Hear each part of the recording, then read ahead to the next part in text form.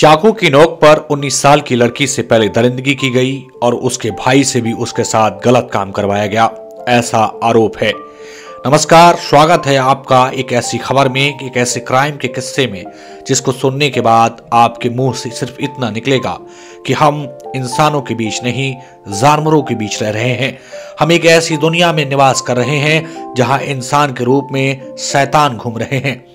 माताओं बहनों की इज्जत के साथ भेड़िया कब कोई खिलवाड़ करके चला जाए, इसका एहसास किसी को नहीं है।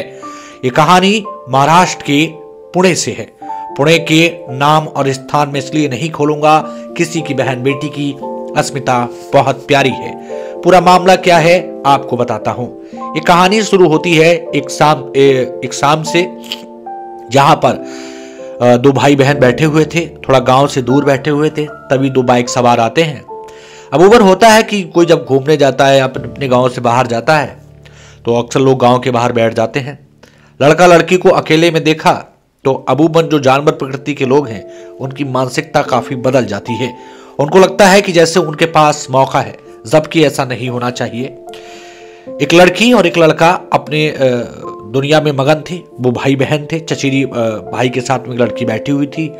तभी दो बाइक सवार आते हैं जो अपने आप को बहुत बड़ा रुतबाधारी समझते थे, बहुत बड़ा पावरफुल समझते थे। जिनमें एक का नाम किशोर है, किशोर काले, और दूसरा का नाम अमोल है। इनमें एक ड्राइवर है तो एक मजदूर है। आते हैं और जो बाइक सवार दोनों दरिंदे थे वो आकर के उन लड़का लड़की से पूछते हैं कि तुम यहाँ कैसे बैठे हो। तो उन्होंने लड़का लड़कियों ने कहा कि भाई हम भाई बहन हैं, हम बैठ सकते हैं।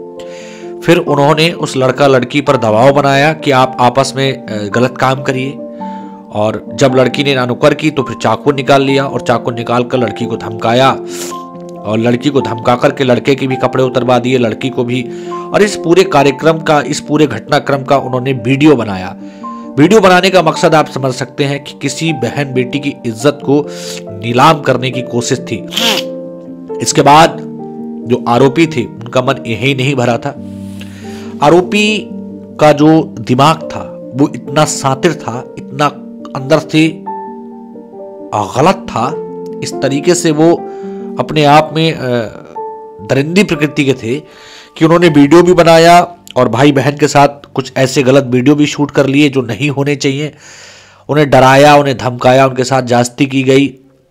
अकेला देखकर उनको ऐसा लग रहा था जैसे उन्हें मौका मिल गया है। फिर उसके बाद उस लड़की के चाकू के बल पर उन दोनों ने भी दरिंदगी की। मतलब आप सोचिए एक बार कि मानवता जो है वो बिल्कुल मर चुकी है। और उसके बाद ये सब करने के बाद वो भाग जाते हैं।